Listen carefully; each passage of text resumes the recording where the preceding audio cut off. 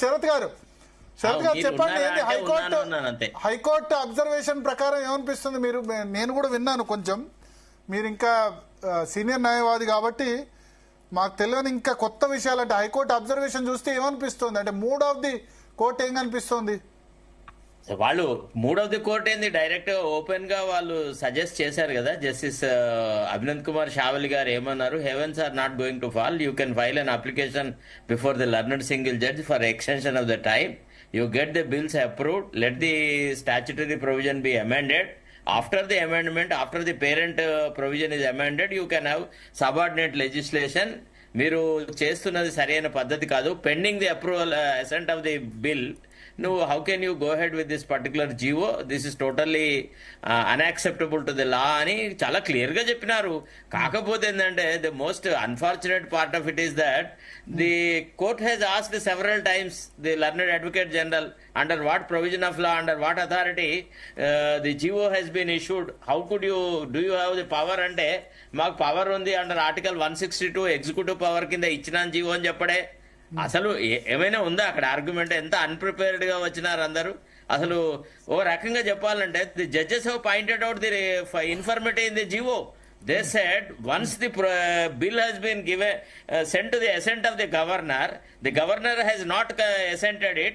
In anticipation of it, how did you issue the GO అని అడిగినారు కదా, specific గా అడిగినారు.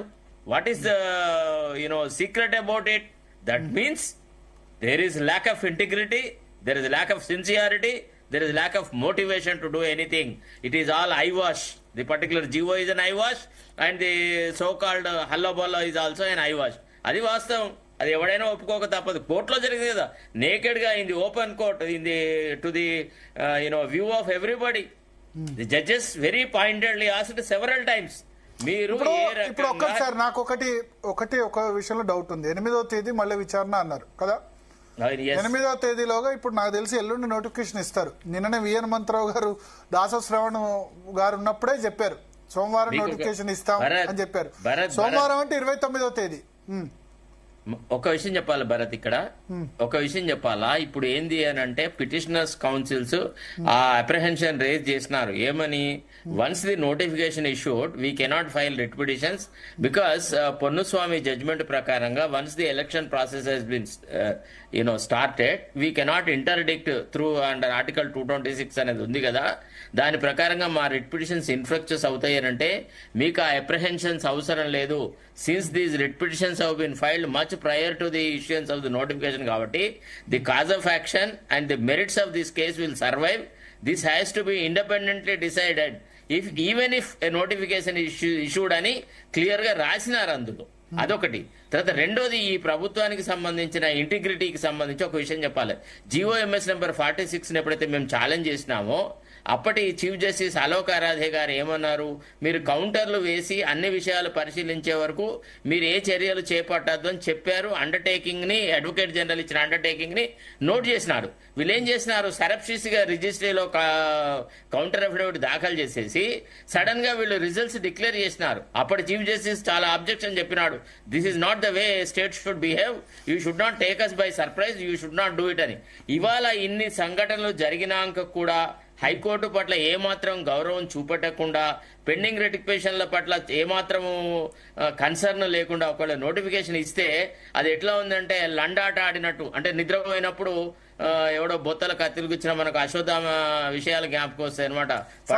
లండాటనో తొండాటనో ఏదో ఆట ఆడి బీసీలకు 42% రిజర్వేషన్స్, లండాటనో తొండాటనో ఏదైనా సరే బీసీలకు 42% రిజర్వేషన్ ఇస్తే అంటే న్యాయం చేస్తే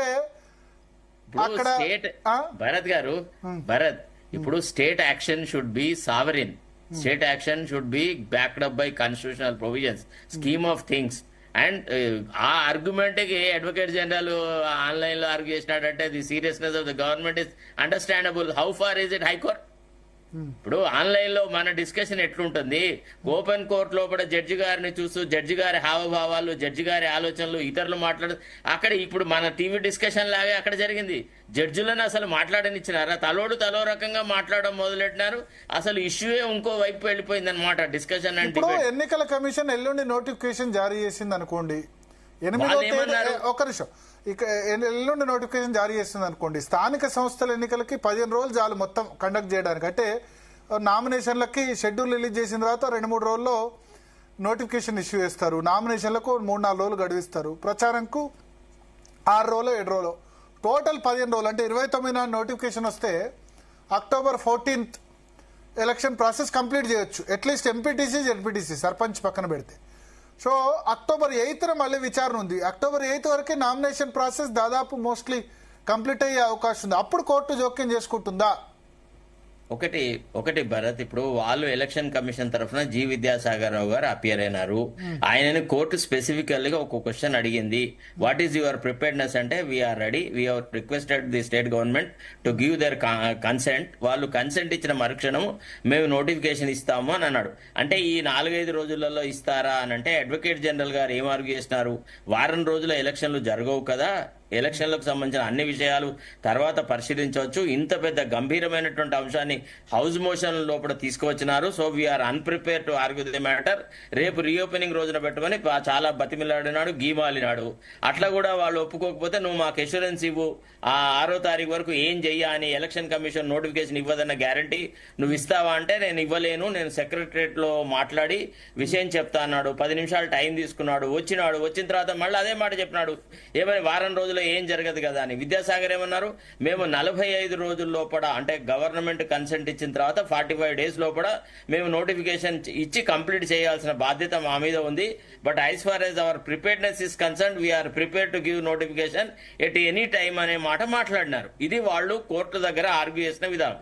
అయితే ఇక్కడ ఒకటి ఏంటంటే, ఒక ప్రభుత్వ విధానంలో హుందాతనం అనేది ఒకటి ఉంటది. అంటే కోర్టును కూడా మిస్గైడ్ చేసేసి కోర్టులో ఒక రకంగా చెప్పి నోటిఫికేషన్ ఇంకొక రకంగా ఇస్తే ఇట్ రిఫ్లెక్ట్స్ అంటే